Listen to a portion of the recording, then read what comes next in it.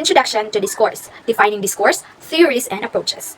What is discourse? Discourse refers to language used beyond a single sentence, showing how words and ideas connect to make a meaningful communication to speech, writing, and other form. According to G 2011, he explains that letter D for discourse is the language in use beyond a sentence of how we actually talk or write. And big D for discourse is the bigger ideas, beliefs, and ways of talking that belong to social groups like feminism and environmentalism. We have discourse analysis. Discourse analysis meaning it's not just a one subject, but an area. It shows how we use language in real life, for example, in politics, social media, or a classroom, or in everyday conversation. Next, we have discourse studies. It's a method or approach, and it's a way of how we're doing research. And it's a hand-on side analyzing the details of how language, vocabulary, and tone or style that create effects like persuasion, authority, and identity. Discourse analysis approach means language use varies based on context or setting. Example, academic discussion is not appropriate in church setting. Cohesion links parts of a text together using pronouns, conjunctions, and etc. Coherence ensures a text makes a logical sense. Topic development maintains a consistent topic throughout a text, depends on context and speaker's intent. It examines how conversation work, including pauses, overlaps, and turn-taking. It studies the structure, purpose, and language of specific text. And next is corpus-based discourse analysis. It uses a large collection of texts and tools to find language patterns. And last but not the least is critical discourse analysis. It explores how language reflects power, ideology, and inequality.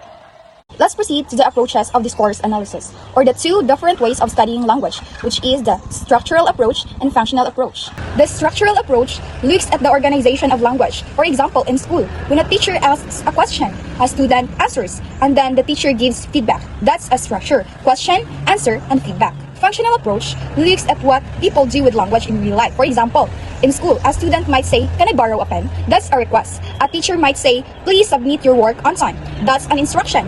A classmate might say, "Great job," and that's a praise. These are all functions of language: asking, instructing, and encouraging. Course analysis can study any kind of text.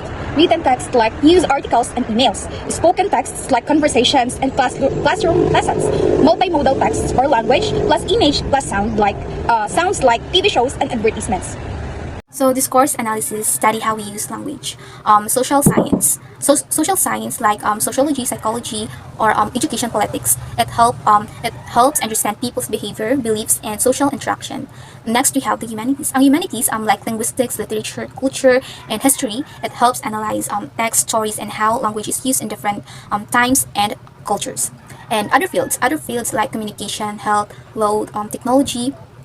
It helps look how professional talk and write and share their ideas in their work. So discourse analysis is used every day where to study how language affects people, ideas, and society. Hi everyone, today I'll be sharing something really important in discourse study, and that is context. What is context? Context is situation in which language is used. It's like background or settings that gives meaning to what we hear or read. So see Himes, he listed 16 features of context. First, we have the temporal settings, participants, purpose, and so on. So here are the examples of context. Participants. If a parent say to their child, sit down, appropriate siya o normal. But if I say, sit down to my teacher, rude siya paminawon, di ba? So context is about the word around the phrase that give meaning, and it also called linguistic context. Opposite siya sa extralinguistic context. Kaya ang extralinguistic man is situation outside, while ang text is the inside. So when the joke said that contexts are not just given, they're actually shaped by the people involved. We create and define context while we interact. Hi everyone. Now let's talk about discourse as intertextuality. So this is when one text is connected to another text. So let's just take the example from above. So AXN, as you can see, there's a time to ask what you can take out of free, but what you can watch on AXN. So this text connects with the famous line of the US President John F. Kennedy. So as you can see there.